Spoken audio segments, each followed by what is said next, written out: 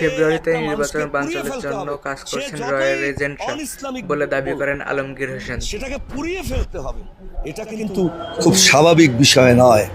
এর মধ্যে এত মেকানিজম আছে যেটা আপনি একজন শিক্ষিত মানুষ রয়ের অবস্থানটা বুঝেন। এই বুঝি আবার একটি ঘটনা ঘটল, কারণ যারা পরিকল্পনা করে দুষ্টচক্র প্ল্যান ই, প্ল্যান বি, প্ল্যান সি এভাবে কিন্তু এগোয়। রয়ের কার্যক্রম সম্পর্কে আপনারা তাই দেখেছেন। এত মানুষ এখানে ইনভলভ আছে যে একের পর এক ঘটনা ঘটে, নুরুর উপর হামলা হবে, এরকম মাজার ভাঙবে, এরকম ইসলামী লোকজনকে ধরে হাজত দিবে, এখানে পিটাবে, ওখানে সন্ত্রাস করবে, ওখানে ছিনতাই করবে।